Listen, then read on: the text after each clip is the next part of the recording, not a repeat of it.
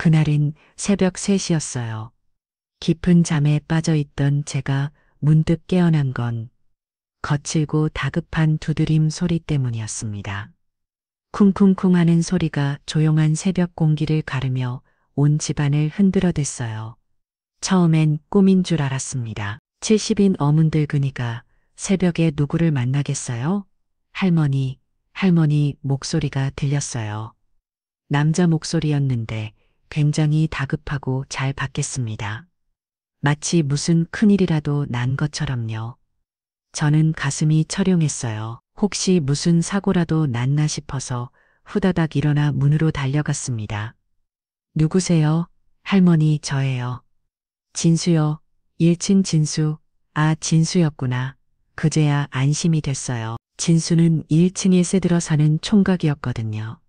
20살 남짓한 나이에 혼자 살면서 야간 알바를 하는 조용한 아이였어요. 가끔 계단에서 마주치면 정중하게 인사하고 무거운 짐이 있으면 도와주고 했던 착한 총각이었습니다. 왜 그래, 진수야? 이 새벽에 문고리에 손을 걸치려는 순간이었어요. 할머니, 빨리 도망가세요. 그 말이 귀가에 꽂히는 순간 온몸에 소름이 돋았습니다. 도망가라고? 왜? 무엇 때문에? 머릿속이 하얘졌어요. 하지만 이상하게도 몸이 먼저 반응했어. 손이 저절로 움직여서 현관문 빗장을 풀고 있었어요. 문을 열자 진수의 창백한 얼굴이 보였습니다. 평소와는 완전히 다른 모습이었어요. 눈이 동그랗게 커져 있고 이마에는 식은 땀이 송글송글 맺혀 있었습니다. 숨을 털떡이며 제 손목을 잡더니 이렇게 말했어요. 지금 당장 빨리요. 무슨 일인데? 나중에 설명할게요. 지금은 그럴 시간이 없어요. 진수의 목소리에 담긴 절박함이 저를 완전히 깨웠습니다. 이건 장난이 아니었어요. 정말로 급한 상황이었던 거죠. 저는 더 이상 묻지 않고 급히 가방 하나를 들고 나섰습니다. 생각해보니 그 가방에는 통장과 도장, 그리고 몇 푼 안 되는 현금이 전부 들어 있었어요. 평생의 재산이랄까요? 진수가 제 팔을 붙잡고 계단을 내려갔어요. 그의 손이 덜덜 떨리고 있다는 게 느껴졌습니다. 무서워하고 있었던 거예요. 그 모습을 보니 저도 덩달아 가슴이 두근거리기 시작했어요. 진수야, 도대체 무슨 일이? 쉬!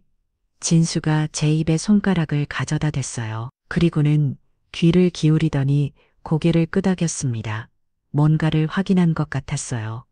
뒷문으로 나가요. 빨리요. 우리는 건물 뒤편으로 돌아골목으로 나섰습니다. 새벽 공기가 차갑게 뺨을 스쳤어요. 가로등 불빛이 희미하게 길을 비추고 있었고 고양이 한 마리가 쓰레기통을 뒤지다가 우리를 보고 도망가다군요. 모든 게 평소와 다름없는 평범한 새벽이었어요. 그런데 왜 이렇게 뛰어나와야 했을까요? 그때였습니다. 제가 살던 2층에서 무거운 소리가 들렸어요. 뭔가 단단한 것이 바닥에 떨어지는 소리 같았습니다. 진수와 저는 동시에 위를 올려다 봤어요. 제 방 창문으로 희미한 불빛이 새어나오고 있었습니다. 분명 제가 나올 때는 전등을 끄고 나왔는데 말이에요. 저게 뭐야? 할머니, 더 멀리 가요. 진수가 제 손을 이끌었습니다. 하지만 저는 자꾸 뒤를 돌아보게 됐어요. 제 집에서 무슨 일이 일어나고 있는 걸까요? 그리고 진수는 어떻게 그걸 미리 알았던 걸까요? 골목 끝에서 우리는 멈춰섰어요. 진수가 휴대폰을 꺼내 어디론가 전화를 걸더니 짧게 지금이요 라고 말했습니다. 그리고는 전화를 끊고 저를 돌아봤어요. 할머니, 이제 말씀드릴게요. 그의 얼굴이 가로등 불빛에 어둡게 반쪽이 가려져 보였습니다. 마치 영화의 한 장면 같았어요. 긴장감이 흐르는 밤의 장면 말이에요. 사실은 진수가 말을 시작하려는 순간 저 멀리서 차 소리가 들렸습니다. 검은 승용차 한 대가 우리가 살던 건물 앞에 멈춰섰어요. 차에서 2명의 남자가 내렸습니다. 어둠 속이라 얼굴은 보이지 않았지만 뭔가 심상치 않은 분위기였어요. 저 사람들이 누구야? 할머니의 가족이에요. 진수의 대답에 저는 순간 숨이 막혔습니다. 가족이라고 새벽 3시에 남의 집에 침입하는 게 가족이라고요. 하지만 곧 끔찍한 추측이 머릿속을 스쳤어요. 혹시 그 가족이라는 게 설마 내 할머니, 며느리 분과 아드님이에요. 그 순간 온몸에 피가 거꾸로 도는 것 같았습니다. 미란이와 준호가 새벽에 제 집에 왔다고요. 그것도 이렇게 몰래 갑자기 지난 몇 달간의 일들이 파노라마처럼 떠올랐어요. 며느리가 자꾸 요양원 이야기를 꺼냈던 것, 아들이 전화도 받지 않았던 것, 그리고 무엇보다 진수가 저한테 이상한 질문들을 했던 것까지. 진수야, 너는 어떻게 할머니 일단 안전한 곳으로 가요. 가면서 천천히 말씀드릴게요. 우리는 24시간 찜질방 쪽으로 걸어갔습니다. 뒤돌아보니 제 집 2층 창문에 여전히 불이 켜져 있었어요. 저 안에서 지금 무슨 일이 벌어지고 있는 걸까요?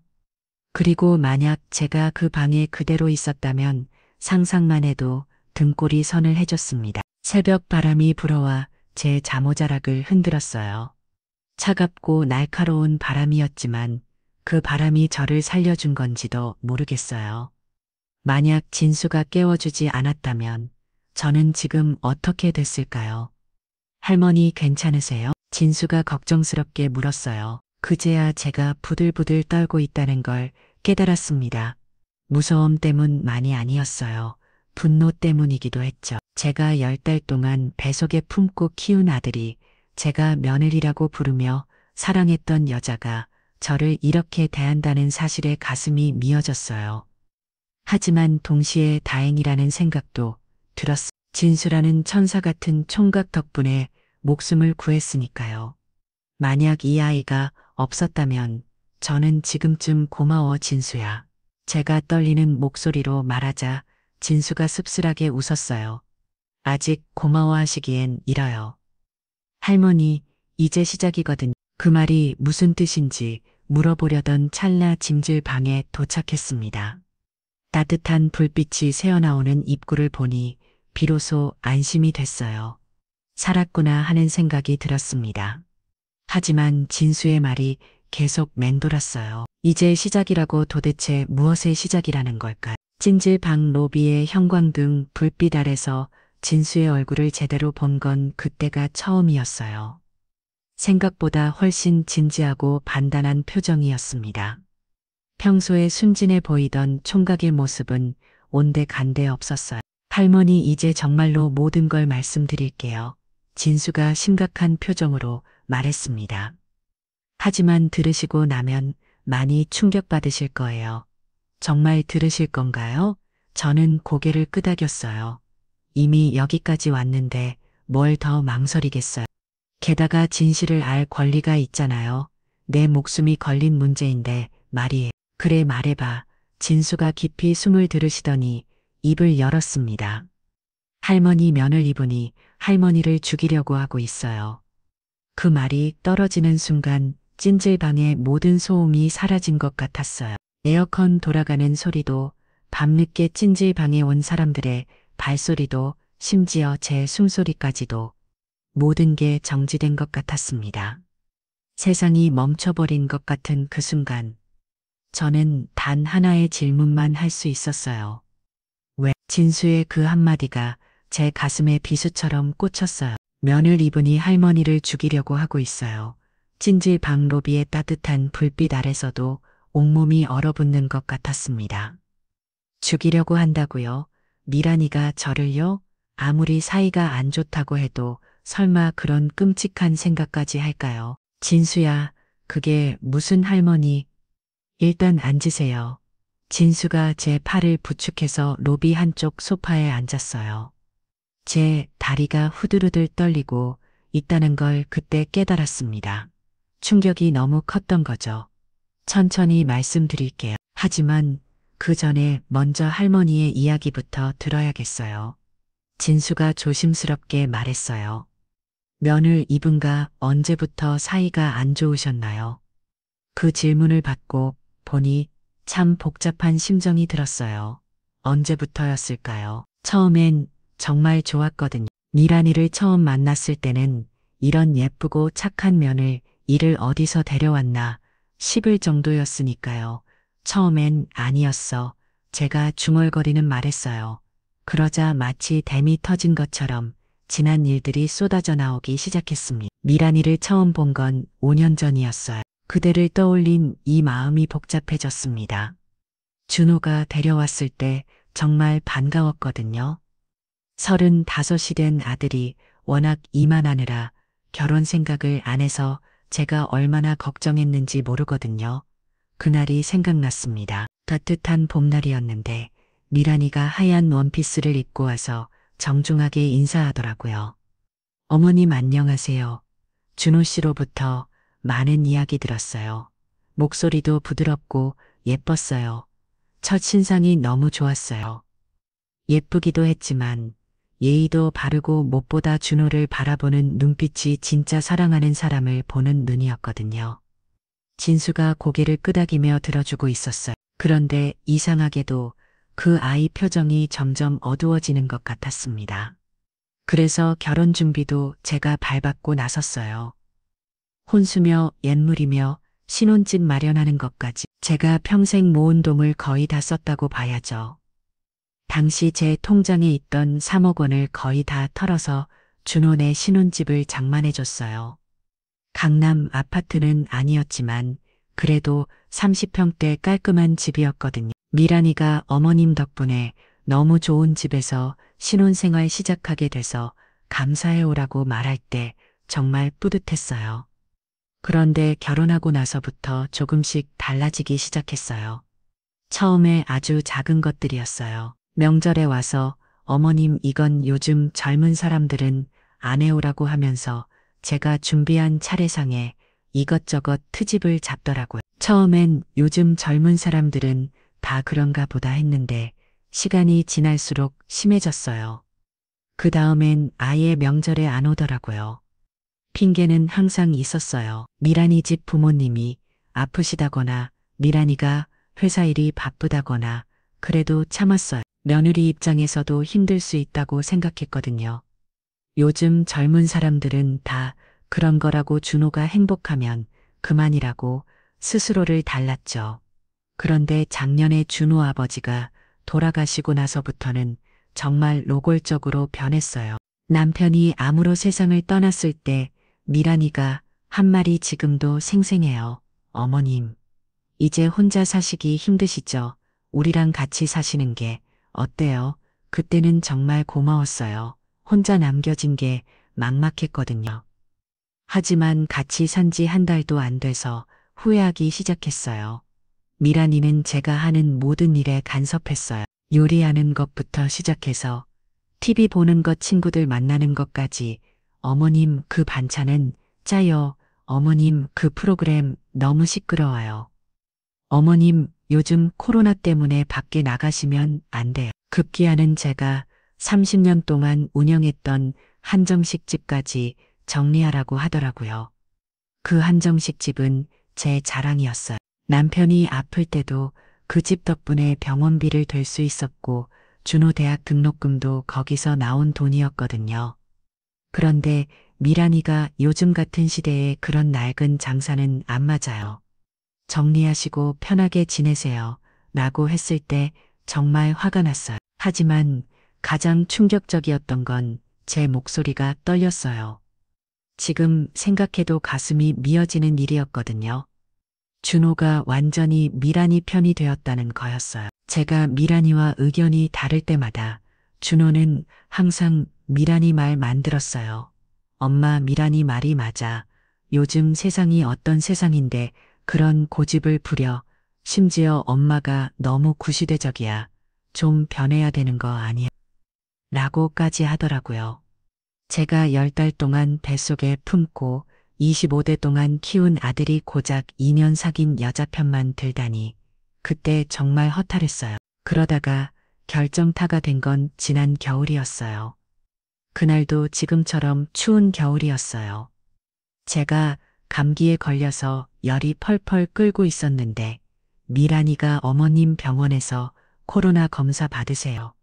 우리까지 옮으면 안 되거든요. 라고 하더라고. 그것도 모자라서 검사 결과 나올 때까지 방에서 나오지 마세요. 라고 했어요.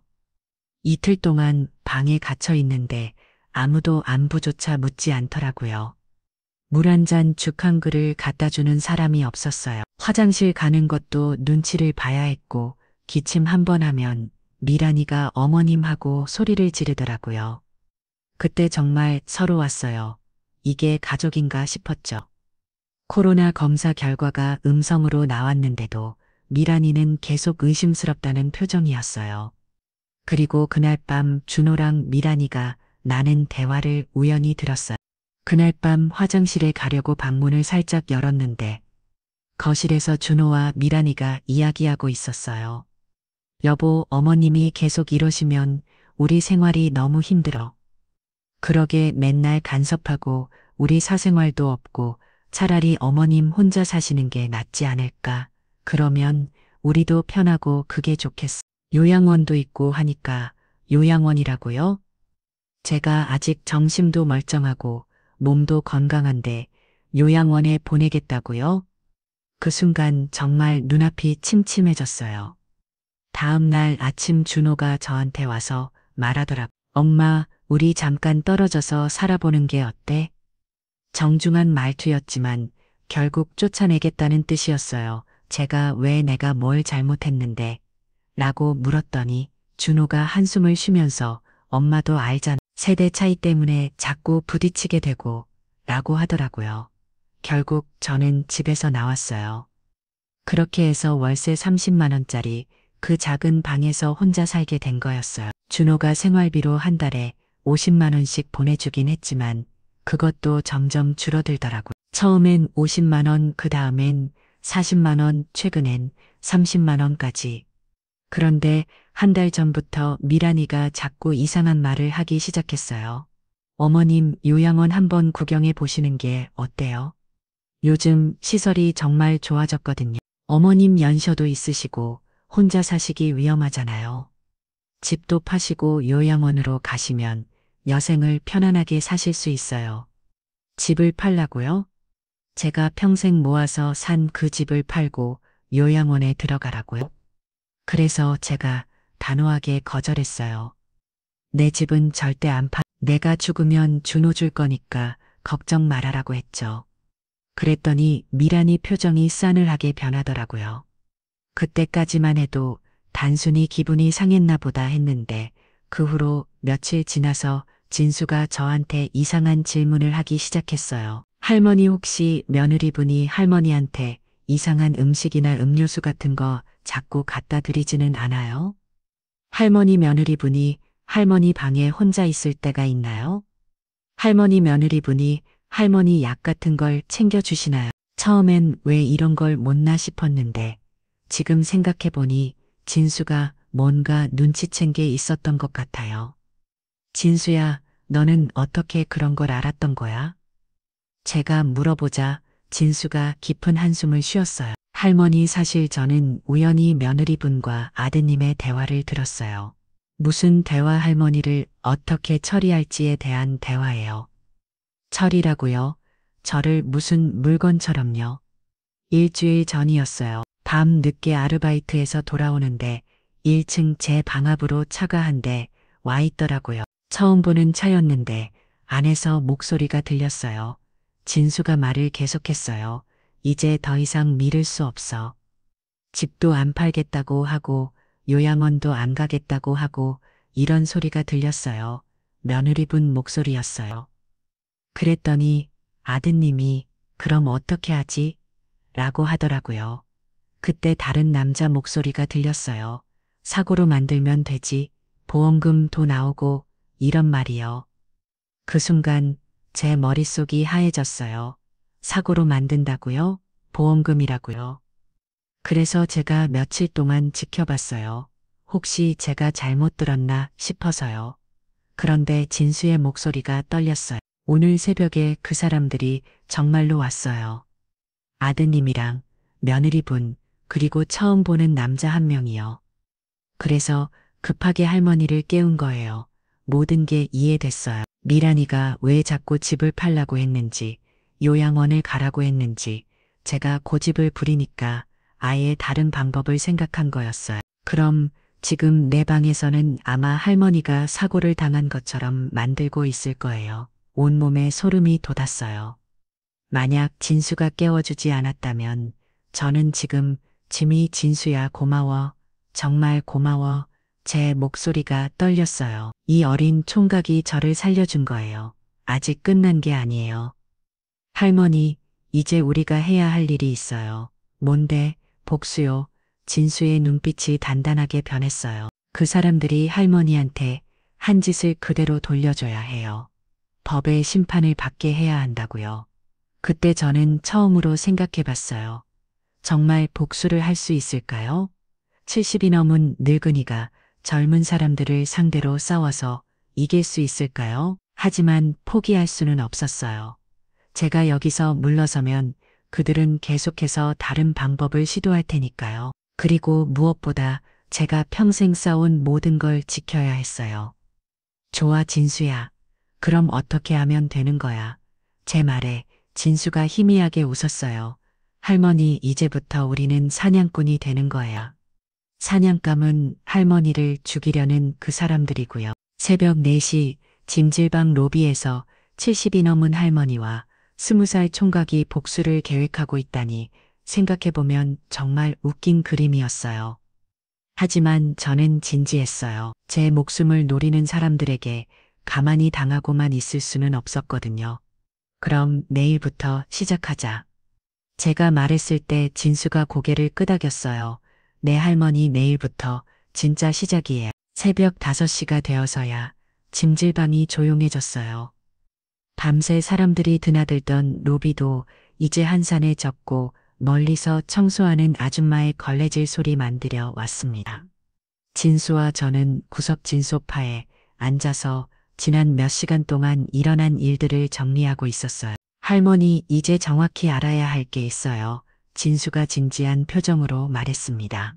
새벽 내내 이야기하면서 이 총각의 진짜 모습을 조금씩 알게 되었어요. 처음 생각했던 것보다 훨씬 침착하고 영리한 아이였습니다. 뭔데? 며느리분이 정확히 언제부터 이런 계획을 세웠는지, 그리고 누가 도와주고 있는지 알아야 해요. 맞는 말이었어요. 지금까지는 그냥 미란이가 저를 싫어한다고만 생각했는데 실제로는 치밀하게 계획된 범죄였던 거죠. 그런데 진수야, 넌 어떻게 그런 대화를 우연히 듣게 된 거야? 너무 우연치고는 제 질문에 진수가 잠시 머뭇거렸어요. 뭔가 숨기고 있다는 느낌이 들었습니다. 사실은 할머니한테 말씀 안 드린 게 하나 더 있어요. 뭔데? 저 사실 탐정이에요. 뭐라고요? 탐정이라고요? 20살 차이가 무슨 탐정이야? 정식 탐정은 아니고 탐정 사무소에서 일하는 조수예요. 제 형이 탐정 일을 하거든요. 그제야 이해가 되기 시작했어요. 진수가 왜 그렇게 상황을 정확히 파악하고 있었는지, 왜 미리 위험을 감지할 수 있었는지 말이에요. 그럼 처음부터 나를 아니에요. 할머니, 처음엔 정말 우연이었어요.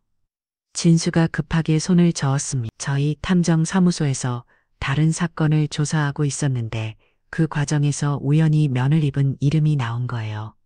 무슨 사건인데?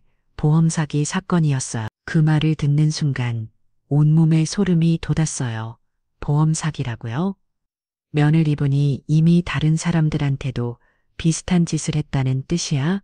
진수가 무겁게 고개를 끄덕였어요. 네, 그것도 한두 번이 아니에요. 진수가 휴대폰을 꺼내더니 뭔가를 보여줬어요. 사진들이었는데 미란이가 다른 남자들과 찍은 사진들이었습니다. 이 사람들이 다 면을 입으니 남편들이었어요. 남편들이라고 3명이에요. 첫 번째 남편은 3년 전에 사고사했고 두 번째 남편은 2년 전에 병사했어요. 모두 거액의 보험금이 나왔죠. 제 머릿속이 하얘졌어요. 그럼 준호는 세 번째라는 뜻인가요? 그런데 이상한 건 세 사람 다 결혼한 지 1년 안에 죽었다는 거예요. 그리고 모두 미란이가 보험금 수혜자였고요. 그럼 준호도 뇌 아드님도 위험해요. 면을 입은 이 패턴을 보면 보통 결혼 1년 후에 남편을 없애고 그 다음에는 시어머니를 타깃으로 잡더라고요. 왜냐하면 시어머니가 가진 재산까지 모두 차지하려는 거였어요. 그래서 저한테 집을 팔라고 요양원에 가라고 그렇게 조르고 조른 거였던 거죠. 그럼 내가 집을 팔지 않겠다고 하니까 할머니를 직접 제거하려는 거죠. 정말 소름 끼치는 이야기였어요. 미란이가 단순히 저를 싫어해서가 아니라 처음부터 계획적으로 우리가 조객에 접근한 거였다니. 그런데 진수야, 그럼 경찰한테 신고하면 되잖아. 그게 문제예요. 할머니, 지금까지는 모든 게 사고나 자연사로 처리되었거든요. 증거가 부족해요. 그럼 어떻게 해야 하는데 현행범으로 잡아야 해요. 실제로 범죄를 저지르는 순간에 진수의 계획은 이랬어요. 저를 미끼로 사용해서 미란이가 실제로 범죄를 저지르도록 유도하고 그 순간을 증거로 잡는 거였습니다.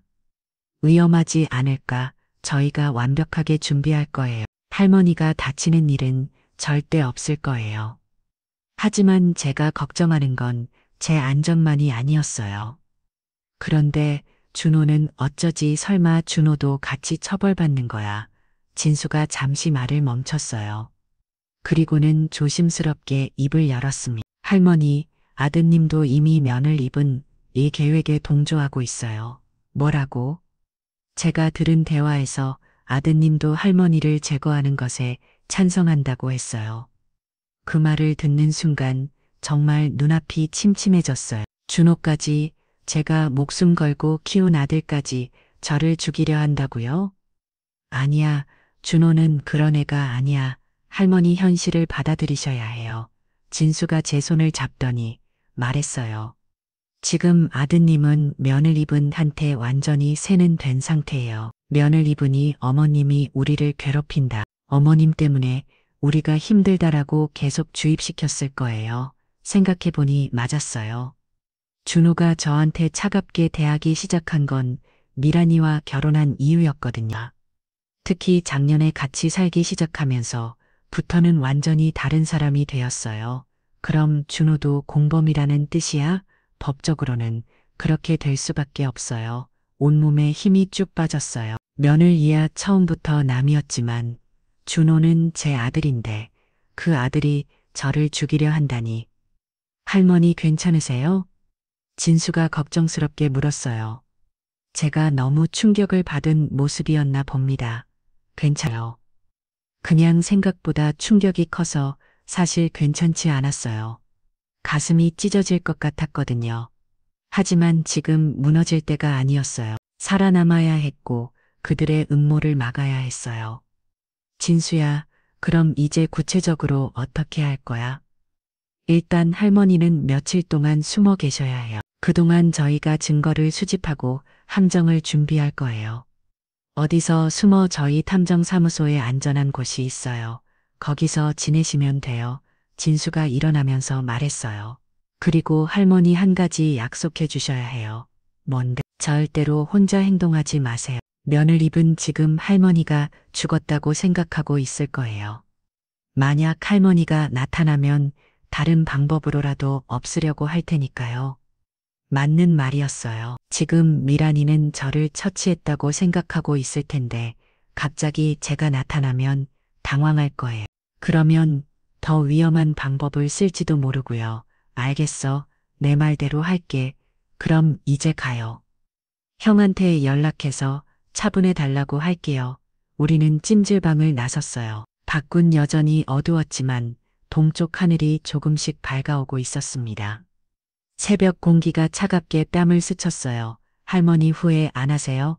길을 걸으면서 진수가 물었어요. 아드님까지 처벌받을 수도 있는데 잠시 생각해봤어요. 준호는 제 아들이에요. 제가 10달 동안 뱃속에 품고 25대 동안 키운 소중한 아들.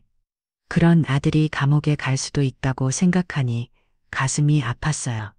하지만 더 중요한 건 진실이었어요. 그리고 정의였고요. 후회 안 해. 제가 단호하게 말했어요. 잘못한 사람은 처벌받아야 해. 그게 내 아들이라고 해도 말이야. 진수가 고개를 끄덕였어요. 할머니가 정말 대단하세요. 대단하긴 그냥 살고 싶을 뿐이야. 그때 검은색 승용차 한 대가 우리 앞에 멈춰섰어요. 진수가 손을 흔들자 차 안에서 사람이 내렸습니다. 진수보다 조금 큰 남자였는데 아마 진수가 말한 형인 것 같았어요. 형, 이분이 제가 말씀드린 할머니예요. 안녕하세요. 할머니, 저는 김민우라고 해요.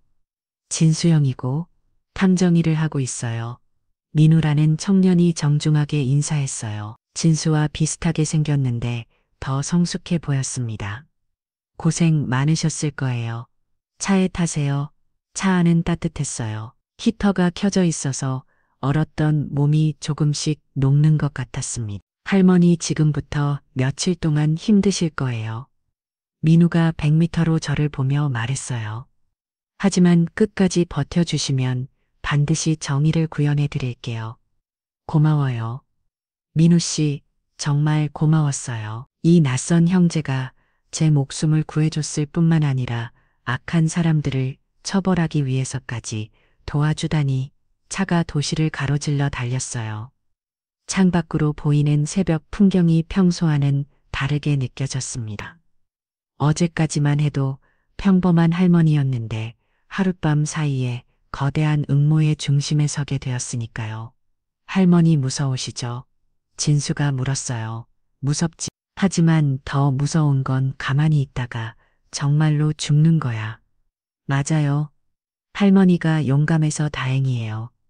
용감하다네요.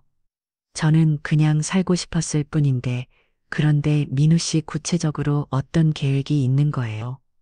일단 며느리분의 과거 행적을 더 자세히 조사해야 해. 그리고 오늘 밤에 할머니 방에서 무슨 일이 일어났는지도 확인해야 하고요. 내 방에서 뭘 했는지 어떻게 알아요? CCTV가 있어요. 건물 입구와 그리고 제가 어젯밤에 미리 할머니 방 주변에 소형 녹음기를 설치해 뒀거든요. 정말 치밀하게 준비했구나 싶었어요. 이 형제들이 아니었으면 저는 정말 위험했을 거예요. 그럼 이제 우리가 할 일은 증거를 수집하고 그들이 다시 저를 노리도록 유도하는 거야? 맞아요. 하지만 이번엔 우리가 준비된 상태에서 맞이하는 거죠.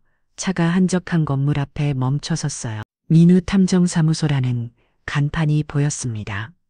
생각보다 제법 그럴듯한 사무소였어요. 여기서 며칠 지내셨면 돼요. 안전해요. 사무소 안으로 들어가니 의외로 넓고 깔끔했어요. 한쪽에는 책상과 컴퓨터가 있고 다른 쪽에는 소파와 간이 침대가 있었습니다. 할머니 여기서 쉬세요. 저희는 일을 시작할게요. 뭘 도울 리는 없을까요? 지금은 쉬시는 게 최고예요. 뭔가 마음의 여유가 있어야 나중에 큰일을 해낼 수 있거든요. 민우의 말이 맞았어요. 하루 밤 사이에 너무 많은 일이 일어나서 정신이 없었거든요. 소파에 누웠는데 갑자기 피로가 몰려왔어요. 몸은 피곤했지만 머릿속은 복잡했습니다. 미란이의 진짜 정체, 준호의 배신, 그리고 앞으로 벌어질 일들까지. 하지만 한 가지는 확실했어요. 이제 더 이상 당하고만 있지는 않겠다는 것. 그들이 저를 만만하게 본 건 큰 실수였어요. 70인 어문 바머리라고 해서 호락호락하지 않다는 걸 보여줄 때가 온 거죠. 창밖으로 해가 떠오르고 있었어요. 새로운 하루가 시작되는 거였어. 그리고 이 하루가 끝날 때쯤이면 모든 것이 달라져 있을 거예요. 저는 눈을 감고 마음속으로 다짐했어요. 미라나 준호야, 너희들이 나를 얕았구나. 이제 진짜 내가 누군지 보여줄. 탐정사무소에서 보낸 첫날 밤은 정말 길었어요. 몸은 피곤해서 죽겠는데 잠이 오지 않았습니다. 눈을 감으면 미란이의 가짜 미소가 보이고 준호가 차갑게 저를 내쫓던 모습이 떠올랐어요. 그리고 무엇보다 만약 진수가 저를 깨워주지 않았다면 지금쯤 어떻게 되었을지 상상하니 온몸이 부들부들 떨렸습니다. 새벽 6시쯤 되어서야 겨우 잠이 들었는데 오전 10시에 민호의 목소리에 깼어요. 할머니 일어나세요. 중요한 소식이 있어요. 민호와 진수가 컴퓨터 앞에 앉아서 뭔가를 열심히 보고 있었어요. 제가 다가가니 진수가 자리를 비켜줬습니다. 할머니 이거 보세요. 화면에는 CCTV 영상이 재생되고 있었어요. 어젯밤 제가 살던 건물의 복도였습니다. 새벽 3시 20분경 3명의 사람이 2층으로 올라가는 모습이 보였어요. 저 사람들이 내 아드님과 면을 입은 그리고 낯선 남자 한 명이에요. 화면 속의 미란이는 평소와 완전히 다른 모습이었어요. 검은 옷을 입고 표정도 차가웠습니다. 준호 역시 긴장한 듯 주변을 두리번거리고 있었고요. 그리고 이것도 들어보세요. 민호가 녹음기를 틀었어요. 제 방 안에서 나누었던 대화가 선명하게 들렸습니다. 어머니는 어디 간 거야? 준호의 목소리였어요. 분명히 자고 있었을 텐데 설마 눈치챈 건 아니겠지? 아니야, 불가능해. 우리가 너무 조심스럽게 했는 걸. 미란이의 목소리였습니다. 그런데 그 목소리가 평소와는 완전히 달라서요. 차갑고 계산적이었습니다. 그럼 어디 갔을까? 혹시 화장실이나 부엌이 있나? 찾아봤는데 없어. 이상해. 그 다음에 들린 건 제3의 남자 목소리였어요. 계획을 바꿔야겠. 일단 여기서 사고가 났던 것처럼 만들자. 무슨 사고? 추락사, 창문에서 떨어진 것처럼. 제 온몸에 소름이 돋았어요. 추락사라고요? 정말로 저를 죽이려 했던 거네요. 그런데 시체가 없는데 어떻게? 나중에 찾을 거라고 하면 어차피 며칠 후면 다른 방법으로. 그 순간 녹음이 끊어졌어요. 왜 끊어진 거예요? 아마 그때 제가 할머니를 데리고 나가면서 소음이 났을 거예요. 그래서 그들이 경계에서 대화를 중단한 것 같아요. 하지만 이미 충분한 증거였어요. 그들이 저를 해치려 했다는 명백한 증거 말이에요. 이제 경찰에 신고할 수 있는 거 아니에요. 아직 부족해요.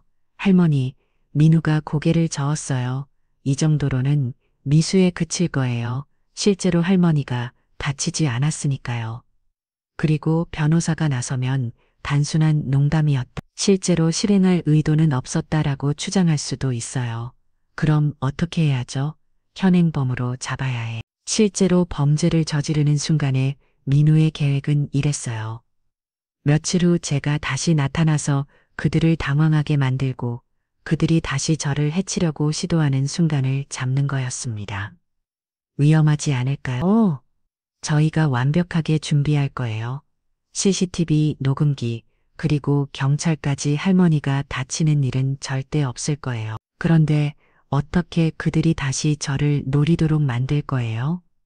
할머니가 살아있다는 걸 알려주면 돼요. 그럼 그들은 당황해서 반드시 움직일 거예요. 진수가 설명을 이어받았어요. 그런데 할머니 한 가지 각오하셔야 할 게 있어요. 뭔가요? 아드님도 처벌받게 될 거예요. 그 말을 듣고 한참 생각했어요. 준호는 제 아들이에요. 하지만 그 아들이 저를 죽이려 했다는 사실도 변하지 않고요. 괜찮아요. 잘못한 건 잘못한 거니까 정말 후회 안 하실 거예요. 후회요? 오히려 다행이에요. 제 대답에 민호와 진수가 놀란 표정을 지었어요. 이제서야 준호가 어떤 아인지 제대로 알게 됐거든요. 평생 착한 아들이라고 생각했는데 사실은 제 재산만 노리고 있었던 거네요. 사실 마음이 아프지 않다면 거짓말이에요. 하지만 분노가 더 컸습니다. 어떻게 자식이 어미를 죽이려 할 수 있어요? 그럼 이제 구체적인 계획을 세워봐요. 민우가 종이를 꺼내더니 뭔가를 적기 시작했어요. 일단 할머니가 다시 나타나는 방법부터 정해야 해요. 어떻게요? 가장 자연스러운 건 할머니가 친구 댁에서 지냈다고 하는 거예요. 그래서 오늘 집에 돌아왔는데 방이 어수선해져 있어서 이상했다고. 그럼 그들이 의심하지 않을까요? 의심하겠지만 확신할 수는 없을 거예요. 설마 자기들의 계획이 발가되었을 거라고는 생각 못할 테니까요. 진수가 덧붙었어요. 그리고 할머니가 살아있다는 걸 확인하는 순간 그들은 반드시 다음 계획을 세울 거예요. 더 확실한 방법으로 할머니를 제거하려고 할 거예요. 이번엔 실패할 수 없다고 생각할 테니까 민우가 계속 설명했어요. 그대가 우리가 기다리는 순간이에요. 그들이 실제로 행동하는 순간을 잡는 거죠. 구체적으로 어떤 방법을 쓸까요? 여러 가지가 있겠지만 가장 가능성이 높은 건 독이에요. 독이라고요. 음식이나 음료에 독을 탄 다음에 할머니한테 드리게 할 거예요. 그럼 자연사처럼 보이니까요. 그럼 제가 정말로 그걸 마셔야라는 건가요? 아니에요. 저희가 미리 준비한 가짜 음료로 바꿔치게 할 거예요. 진수가 가방에서 뭔가를 꺼냈어요. 작은 병이었는데 안에 투명한 액체가 들어 있었습니다. 이게 뭐예요? 무이한 물이에요. 하지만 색깔과 맛을 조절해서 어떤 음료와도 똑같이 만들 수 있어요. 정말 치밀하게 준비했구나 싶었어요. 그런데 언제쯤 실행할 거예요? 저 내일 저녁이 적당할 것 같아요. 민우가 달력을 보며 말했어요. 오늘 하루는 할머니가 나타났다는 소식을 퍼뜨리고 그들이 당황하도록 만드는 시간이고요. 내일 저녁쯤 되면 그들이 행동에 나설 거예요. 어떻게 소식을 퍼뜨릴 거예요? 간단해요. 할머니가 아는 사람들한테 전화하시면 돼요. 어젯밤에 친구 집에서 지냈는데 집에 돌아와 보니 이상했다고 하시면서. 그럼 그 소식이 미란이한테까지 전해지겠네요. 맞아요. 동네는 좁잖아요. 금방 소문이 날 거예요. 생각해보니 정말 그럴 것 같았어요. 우리 동네는 작은 소문도 금방 퍼지거든요. 좋아요. 그럼 그렇게 해봐요. 할머니 정말 괜찮으시겠어요? 진수가 걱정스럽게 물었어요. 무서우시지 않아요? 무서워. 하지만 이대로 숨어 살 수는 없잖아. 정말 무서웠어요. 하지만 더 무서운 건 평생 이렇게 도망다니며 사는 거였습니다. 그리고 솔직히 말하면 복수하고 싶어. 제 말에 민호와 진수가 놀란 표정을 지었어요. 복수요? 응. 그 사람들이 나한테 한 짓을 그대로 돌려주고 싶어. 저는 정말 화가 났거든요. 평생을 바쳐서 키운 아들이 정성스럽게 되었던 며느리가 저를 이렇게 배신했다는 게 너무 억울했어요. 할머니가 그렇게 말씀하시니까 더 든든해요. 민호가 웃으며 말했어요. 복수는 차갑게 정확하게 해야 해요. 감정에 휘둘리면 실수하거든요. 알겠어요. 그날 오후 저는 몇 명의 친구들에게 전화를 걸었어요. 영애야 나야. 어제 너희 집에서 잔때 고마웠어. 정심이 언니 무슨 소리예요? 어제 우리 집에 온 적 없는데. 아, 그게 사실 복잡한 사정이 있어서 그래. 아무튼 고마웠어. 그런데 집에 돌아와 보니까 방이 좀 어수선해져 있더라고. 어떻게 해요?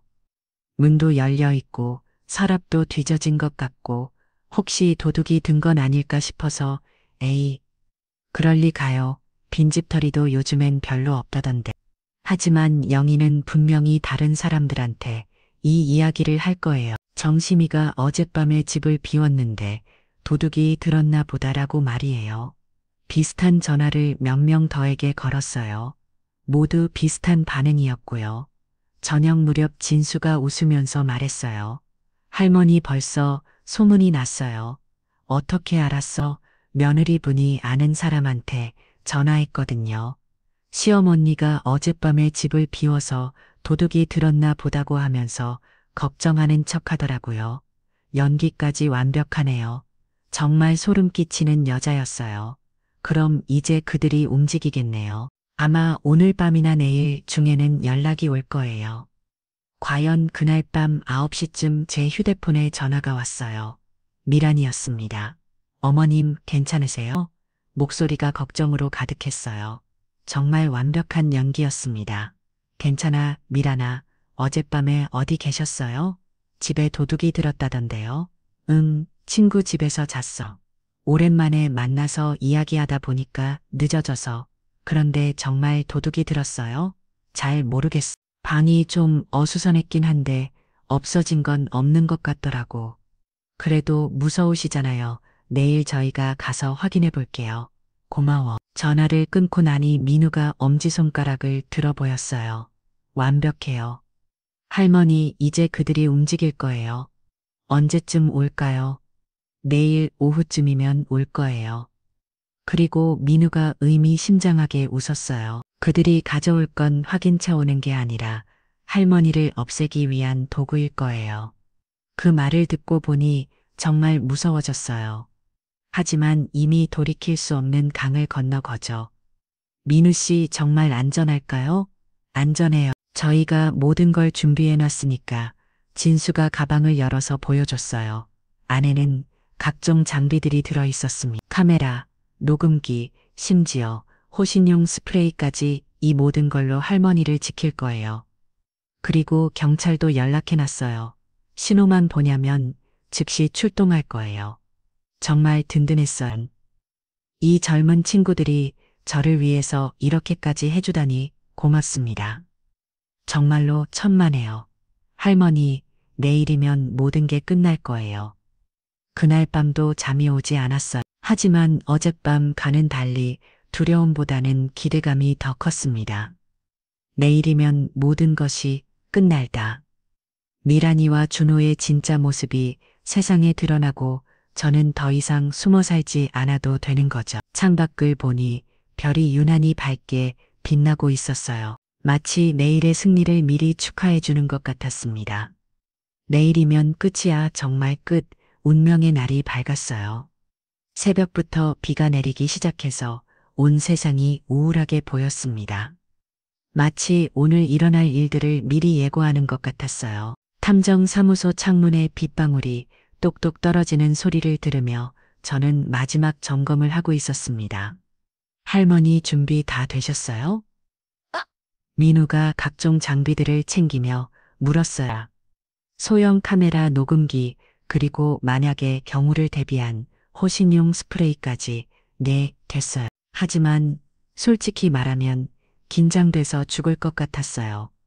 오늘 오후면 미란이와 준호가 저를 다시 해치려고 올 텐데 정말로 계획대로 될까요?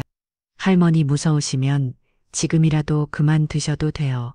진수가 걱정스럽게 말했어요. 아니야, 해야 해. 이미 여기까지 온 걸 왜 포기해요. 게다가 이 기회를 놓치면 언제 다시 그들을 잡을 수 있을지 모르잖아요. 그럼 마지막으로 한 번 더 확인해 봐요. 민우가 종이를 펼쳤어요.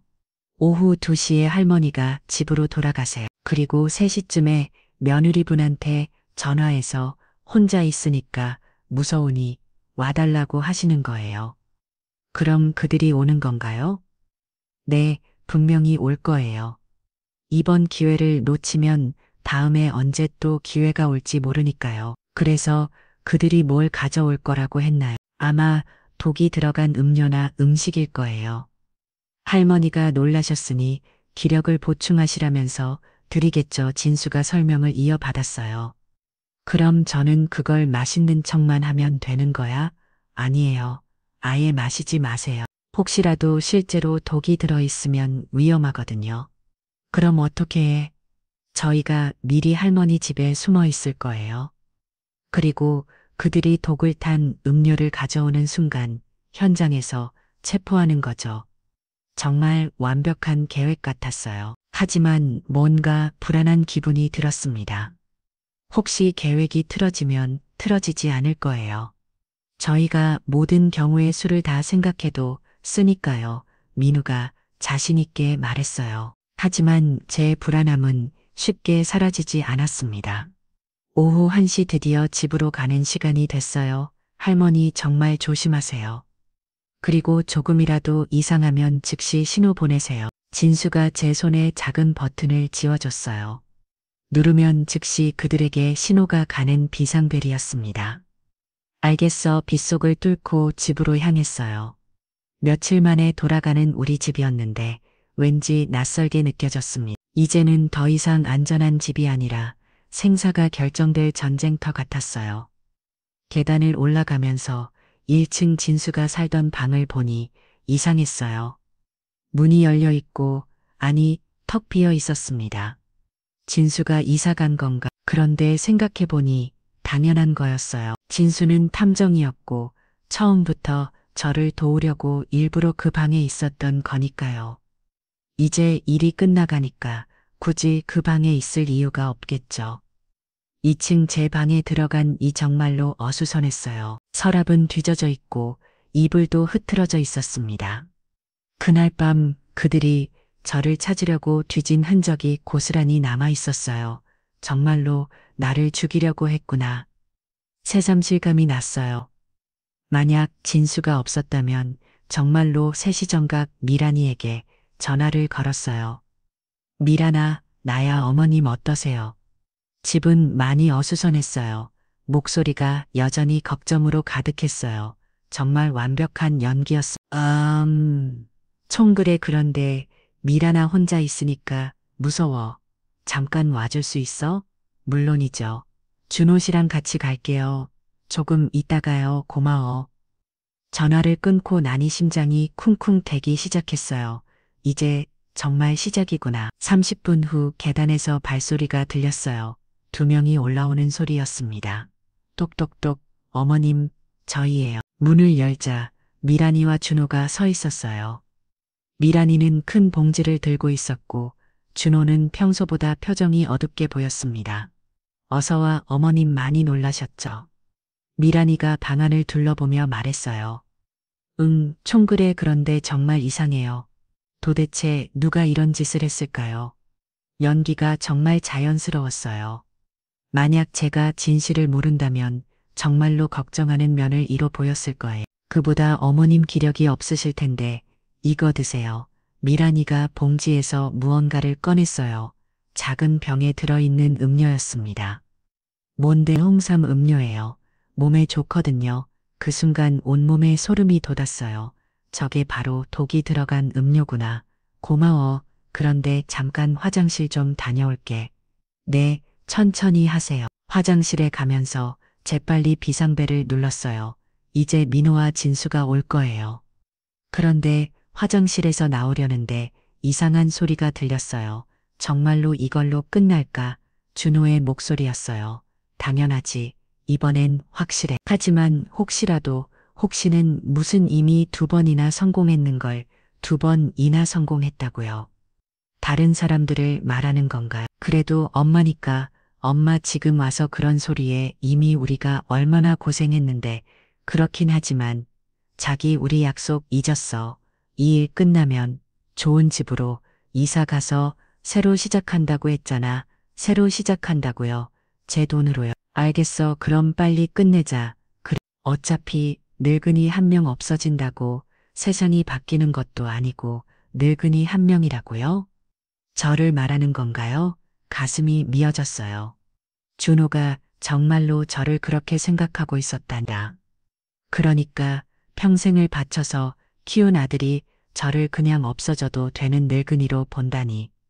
화장실에서 나왔어요. 어머님 괜찮으세요? 얼굴이 안 좋아 보여요. 미란이가 걱정하는 척했어요. 괜찮아. 그런데 이유료 뭐가 들어있는 거야? 홍삼이요. 왜요? 아니야. 그냥 그런데 이상했어요. 민호와 진수가 왜 안 오는 거지? 분명히 비상벨을 눌렀는데 어머님 빨리 드세요. 차가우면 효과가 떨어져요. 미란이가 재촉하기 시작했어요. 병을 들었는데 손이 떨렸어요. 정말로 이 안에 독이 들어있는 건가요? 어머님, 왜 안 드세요? 준호도 재촉했어요. 그런데 그 목소리에 짜증이 섞여 있었습니다. 그냥 목이 별로 안 마른 몸이 안 좋으실 때일수록 더 챙겨 드셔야죠. 미란이의 목소리가 점점 날카로워지고 있었어요. 그때 문득 깨달았어요. 민호와 진수가 오지 않는 게 아니라 올 수 없는 거구나. 혹시 1층에 있던 진수는 어디 갔어? 제 질문에 미란이와 준호의 표정이 순간 굳어졌어요. 진수요? 누구죠? 1층에 살던 총각이야. 아, 그 사람요? 어제 이사 갔던데요. 거짓말이에요. 진수는 탐정이었고 저를 도우려고 거기 있었던 거니까요. 이상하네. 왜 갑자기 어머님 그런 건 나중에 생각하시고 일단 이거부터 드세요. 미란이가 강압적으로 병을 제 입에 갖다 댔어요. 그 순간 알았어요. 뭔가 잘못됐다는 걸. 민호와 진수는 오지 않을 거예요. 그리고 저는 혼자서 이 상황을 해결해야 하는 거예요. 싫어. 제가 병을 밀어냈어요. 어머님, 안 마실 거야. 왜요? 몸에 좋은 건데, 좋은 게 아니잖아. 독이잖아. 그 말이 떨어지자마자 방 안의 분위기가 완전히 바뀌었어요. 미란이의 얼굴에서 가짜 미소가 사라졌고, 준호도 당황한 표정을 지었습니다. 어머님, 무슨 소리세요? 다 알고 있어, 미란아. 내가 누군지 그동안 뭘 했는지 다 알고 있다고. 미란이가 웃었어요. 하지만 이번엔 차가운 웃음이었습니다. 언제부터 알았어요? 며칠 전부터. 그럼 왜 이렇게 덫에 걸린 척 했죠? 너희들을 잡기 위해서 잡는다고요. 할머니 혼자서요. 미란이의 웃음소리가 더 커졌어요. 도와줄 사람들이 있어. 설마 그 진수랑 민호 말하는 거예요? 그 이름들을 어떻게 알죠? 놀랐어요. 우리도 바보가 아니거든요. 준호가 입을 열었어요. 엄마, 우리가 며칠 전부터 감시하고 있었어. 탐정 사무소에 들어가는 것도 다 봤고. 뭐라고요? 그리고 오늘 오기 전에 그들을 먼저 처리했어. 처리했다고요? 무슨 소리야? 걱정하지 마세요. 어머님, 곧 그들과 만날 수 있을 거예요. 미란이가 소름 끼치게 웃었어요. 같은 곳에서 말이에. 그 순간 모든 게 무너져 내리는 것 같았어요. 민호와 진수가 정말로 거짓말이야. 거짓말이 아니에요. 확인해 보고 싶으시면 미란이가 휴대폰을 꺼내서 뭔가를 보여줬어요. 사진이었는데 제 다리에서 힘이 쭉 빠졌어요. 이제 이해하시겠어요? 할머니를 도와줄 사람은 아무도 없어요. 정말로 끝인 건가요? 정말로 아무도 저를 도와주지 않는 건가요? 그럼 내가 죽어야 한다는 거야? 원래 계획대로라면 그랬겠죠. 하지만 상황이 바뀌었으니까 미란이가 가방에서 다른 걸 꺼냈어요. 주사기였습니다. 이걸로 하면 고통 없이 갈 수 있어요. 안 돼. 저는 문 쪽으로 뛰어갔어요. 하지만 준호가 막아섰습니다. 엄마, 소용없어. 볼 사람도 없고 도와줄 사람도 없어. 준호야, 제발 미안해. 엄마. 하지만 우리도 살아야 해. 그 순간 정말로 잘 망했어요. 아무도 저를 도와주지 않는 상황에서 제 아들과 며느리가 저를 죽이려 하다니. 하지만 포기할 수는 없었어요. 여기서 죽을 수는 없다고요. 잠깐 제가 소리쳤어요. 뭐 마지막으로 한 가지만 물어봐도 될까? 미란이가 주사기를 들고 있는 손을 잠시 멈췄어요. 뭔데요? 정말로 처음부터 끝까지 다 거짓말이었어? 우리 가족이 된 것도. 미란이가 웃었어요. 당연하죠. 다 돈 때문이었어요. 그 답변을 듣고 난이 슬픔보다는 분노가 치밀었어요. 그래, 미란아, 넌 내가 만만해 보였구나. 70 넘은 늙은이라고 우습게 봤지. 하지만 틀렸어요. 저는 그렇게 만만한 사람이 아니거든요. 제 손에 들고 있던 것은 비상벨이 아니었어요. 진수가 만약의 경우를 대비해서 준호 신용 스프레이였습니다. 미란아, 네, 이것도 계획에 있었을까? 제가 스프레이를 뿌리는 순간 미란이가 비명을 질렀어요. 으야, 혼란을 틈타. 저는 문으로 뛰어갔어요. 잡아. 준호가 소리쳤지만 이미 늦었어요. 저는 계단을 뛰어내려가고 있었거든요. 계단을 뛰어내려가면서 저는 생각했어요. 정말로 끝인, 이렇게 도망만 다니다가 결국 잡혀서 죽는 건가? 뒤에서 미란이와 준호의 발소리가 점점 가까워지고 있었어요. 특히 미란이는 스프레이를 맞아서 그런지 계속 욕설을 펴부어 대고 있었습니다. 이 늙은 년이 어디로 도망가는 거야? 늙은 년이라고요. 방금까지 어머님이라고 부르더니 이제 본색을 드러내는군요. 1층에 도착했을 때 저는 잠시 멈춰 섰어요. 준수가 살던 방문이 열려 있었는데 혹시나 해서 들여다봤습니다. 정말로 텅 비어 있었어요. 하지만 뭔가 이상했어요. 너무 깨끗했거든요. 마치 애초에 아무도 살지 않았던 것처럼. 설마 그때 뒤에서 미란이의 목소리가 들렸어요. 찾았다. 거기서 저는 다시 뛰기 시작했어요. 건물 밖으로 비가 내리는 거리. 그런데 뛰면서 문득 깨 다른 게 있어요. 제가 왜 도망만 다니고 있는 거죠?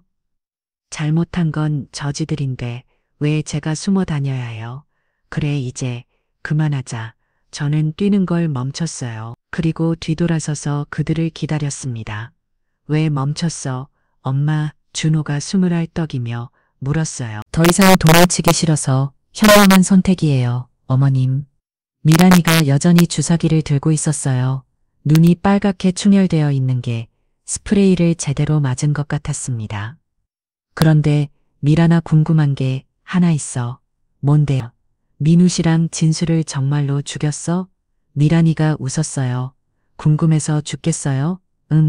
그럼 직접 확인해 보시죠. 미란이가 휴대폰을 꺼내서 어디론가 전화를 걸었어요. 예정대로 해주세요. 잠시 후 저 멀리서 검은 승용차 한 대가 다가왔어요. 차에서 두 명의 남자가 내렸는데 뒤에서 누군가를 끌고 나왔습니다. 민우 씨와 진수였어요. 두 사람 모두 손이 뒤로 묶여 있고 입에는 테이프가 붙어 있었습니다. 하지만 다행히 살아 있었어요. 이제 이해하시겠어요? 미란이가 되게 양양하게 말했어요. 우리가 얼마나 치밀하게 준비했는지 그럼 처음부터 다 알고 있었다는 거야? 당연하죠. 어머님이 탐정사무소에 들어가는 것부터 다 보고 있었다니까요. 그럼 우리가 세운 모든 계획이 허수고였다는 뜻인가요? 그런데 왜 지금까지 가만히 있었어? 재밌으니까요. 재밌다고요? 어머님이 열심히 복수 계획 세우는 게 너무 재밌어서 끝까지 지켜본 거예요. 어차피 결과는 뻔하니까. 정말 악독한 여자였어요. 저희들을 가지고 놀았다는 뜻이잖아요. 그럼 이제 정말 끝인 건가? 그렇죠. 이제 모두 다 같은 곳으로 갈 거예요. 미란이가 주사기를 들고 다가왔어요. 잠깐 저는 손을 들었어요. 마지막으로 하고 싶은 말이 있어. 뭔데요? 미안해. 뭐가요? 내가 이렇게 될 때까지 모른 척한 것. 미란이가 어이없다는 표정을 지었어요. 지금 와서 그런 소리 해봤자. 아니야. 제가 그의 말을 끊었어요. 내가 미안하다고 한 건 너한테가 아니야. 그럼 누구한테? 저는 하늘을 올려다봤어요. 우리 남편한테. 아들을 이렇게 못난 이로 키워서 미안하다고. 그 순간 준호의 얼굴이 일그러졌어요. 엄마, 그리고 내 자신한테도 미안해. 이런 못된 며느리를 받아들여서. 어머님 닥치세요. 미란이가 소리쳤어요. 이제 그만 조용히. 마지막으로 하나만 더. 너희들한테도 미안해.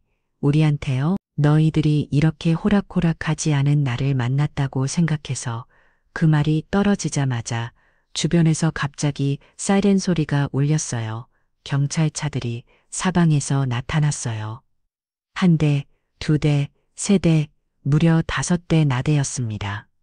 뭐요? 미란이가 당황해하며 주변을 둘러봤어요. 어떻게 된 거야? 경찰들이 차에서 내려서 저희를 포위했어요. 손들어 전부 꼼짝 마. 이상해. 어떻게? 미란이가 중얼거렸어요. 궁금해? 제가 웃으며 말했어요. 그럼 내가 알려줄게. 저는 재킷 안쪽에서 작은 녹음기를 꺼냈어요. 이게 뭔지 알아? 녹음기. 설마. 맞아. 너희들이 한 말 전부 다 녹음됐어. 사실 이 녹음기는 진수가 만약의 경우를 대비해서 저한테 준 거였어요. 비상벨과 스프레이와 함께 말이에요. 그리고 이것도. 저는 작은 송신기도 꺼냈어요. 실시간 중계였어. 경찰서에서 다 듣고 있었다고. 미란이의 얼굴이 새하얘졌어요. 그럼 처음부터. 맞아. 내가 연기한 거야. 사실 민우 씨와 진수가 사라진 걸 확인한 순간부터 저는 새로운 계획을 세웠어요. 혼자서라도 그들의 범행을 녹음하고 경찰에게 증거를 제공하는 거였죠. 그런데 어떻게 우리가 그들을 납치한 걸 알았어요? 몰랐어. 하지만 너희들이 뭔가 준비했을 거라고 생각했지. 정말로는 전혀 몰랐어요. 하지만 뭔가 이상하다는 건 느꼈거든요. 그래서 경찰한테 미리 연락해둔 거야. 혹시라도 위험한 상황이 되면 즉시 출동해 달라고. 언제요? 어젯밤에. 어젯밤 탐정사무소에서 나온 후 저는 바로 경찰서에 갔어요. 그리고 지금까지의 모든 상황을 설명하고 오늘 일어날 일에 대비해 달라고 했죠. 하지만 증거가 없으면 이제 있잖아. 저는 녹음기를 흔들어 보였어요. 너희들이 직접 잡혀간 거 이것면 충분하지 않을까? 그때 경찰관 한 명이 다가왔어요. 할머니 괜찮으세요? 네, 괜찮아요. 녹음은 잘 됐나요? 완벽해요. 전부 다 들어있어요. 경찰관이 웃으며 고개를 끄덕였어요. 그럼 이제 이 사람들을 체포하겠습니다. 김미란, 이준호, 당신들은 살인 미순미도 협박 혐의로 체포합니다. 아니야, 우리는 아무것도 안 했어. 미란이가 소리쳤지만 소용없었어요. 이미 모든 증거가 확보된 상태였거든요. 그리고 이 두 분도 병원으로 이송하겠습니다. 민호와 진수를 구급차로 옮기면서 진수가 저를 보고 웃었어요. 테이프가 붙어 있어서 말은 못했지만 눈빛으로 잘하셨어요. 라고 하는 것 같았어요. 모든 게 끝난 후 저는 혼자 집으로 돌아왔어요. 비는 그쳤고 서쪽 하늘에 노을이 지고 있었습니다. 정말 아름다운 노을이었어요. 2층 제 방에 올라가서 창문을 열고 밖을 내다봤어요. 며칠 전까지만 해도 이 창문 너머로 도망쳤는데 이제는 당당하게 여기 서 있을 수 있게 되었네요. 휴대폰이 울렸어요. 경찰서에서 온 전화였습니다. 할머니, 저희예요. 조사 결과 나왔어요. 어떻게 됐어요? 김미라는 지금까지 총 4명의 남편을 살해한 연쇄살인범이었어요. 그리고 이준호는 공범으로 확정됐고요. 4명이나요? 생각보다 더 많았네요. 그럼 형량은 어떻게 될까요? 김미라는 무기징역 이상, 이준호는 최소 20년 이상은 받을 것 같아요. 20년 준호가 나올 때쯤이면 저는 아마 이 세상에 없을 거예요. 할머니 괜찮으세요? 네, 괜찮아요. 사실 괜찮지 않았어요. 슬프기도 하고 허전하기도 했거든요. 하지만 이게 맞는 일이라는 건 알고 있었어요. 전화를 끊고 나서 저는 차장을 하나 끌었어요. 혼자 마시는 차 맛이 이렇게 좋을 줄은 몰랐네요. 며칠 후 민우 씨와 진수가 찾아왔어요. 둘 다 멍이 들어있긴 했지만 건강해 보였어요. 할머니 정말 대단하세요. 민우가 웃으며 말했어요. 우리보다 할머니가 더 훌륭한 탐정이에요. 무슨 소리야. 너희들이 도와줬으니까 가능한 일이었지. 아니, 마지막에 혼자서 모든 걸 해결하신 건 정말 대단해요. 진수도 고개를 끄덕였어요. 할머니 덕분에 더 큰 사건을 해결했어요. 김미란 이 앞으로 더 많은 사람을 해줄 버렸거든요. 그렇게 생각하니 기분이 좀 나아졌어요. 제가 한 일이 다른 사람들에게도 도움이 되었다니. 그런데 할머니 앞으로 뭘 하실 거예요? 민우가 물었어요. 글쎄, 아직 생각 못 해봤어. 사실 앞으로가 막막했어요. 아들도 없고 며느리도 없고 이제 정말로 혼자 된 거잖아요. 혹시 저희와 함께 일해보시는 건 어떠세요? 뭐라고? 탐정 한 말이에요. 할머니 같은 분이 있으면 정말 도움이 될 것 같은데요. 탐정이라고요? 70 넘은 할머니가요? 할머니 진짜 생각해 보세요. 진수도 거들었어요. 할머니처럼 용감하고 지혜로운 사람이 어디 있어요? 용감하고 지혜롭다니 저를 그렇게 보는 사람이 있다는 게 신기했어요. 좀 생각해 볼게. 네. 천천히 생각해 보세요. 그날 밤 저는 오랜만에 푹 잤어요. 왕몽도 없고 중간에 깨는 일도 없이 아침까지 깊이 잠들었습니다. 꿈에서는 남편이 나왔어요. 젊었을 때의 모습으로 나타나서 저한테 웃으면서 말하더라고요. 정심아, 고생했어. 정말 잘했어. 여보, 이제 새로 시작해 남은 인생을 내가 원하는 대로 살아. 꿈에서 깨고 나니 눈물이 나더라고요. 하지만 슬픈 눈물이 아니라 기쁜 눈물이었어요. 그날 아침 저는 민호에게 전화를 걸었어요. 민호 씨 저예요. 할머니 어떻게 된 거예요? 탐정일 해보고 싶네요. 정말요. 저 같은 할머니를 괴롭히는 나쁜 사람들이 또 있을 텐데 그런 사람들을 잡고 싶어요. 와, 정말 좋아요. 그렇게 해서 저는 새로운 인생을 시작했어요. 70이 넘은 나이에 탐정이 되다니 생각해보면 정말 웃긴 일이죠. 하지만 후회는 없어요. 오히려 이제야 진짜 제 인생을 사는 것 같거든요. 어제는 사기꾼에게 속은 할머니의 의뢰를 받았어요. 내일은 가장 폭력을 당하는 여성을 도와줄 예정이고요. 창밖을 보니 봄이 오고 있어요. 새싹들이 돋아나고 꽃들이 피어나고 있습니다.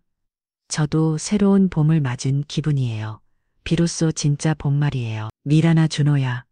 저는 멀리 교도소 방향을 바라보며 중얼거렸어요. 고마워, 너희들 덕분에 내가 누군지 알게 됐어. 그리고 웃었어요. 정말 오랜만에 진심으로 웃는 거였습니다. 이제 저는 더 이상 약한 할머니가 아니에요. 정의를 실험하는 탐정 할머니가 된 거죠. 그리고 이 이야기도 여기서 끝이에요. 하지만 저의 새로운 모험은 이제 막 시작되었다.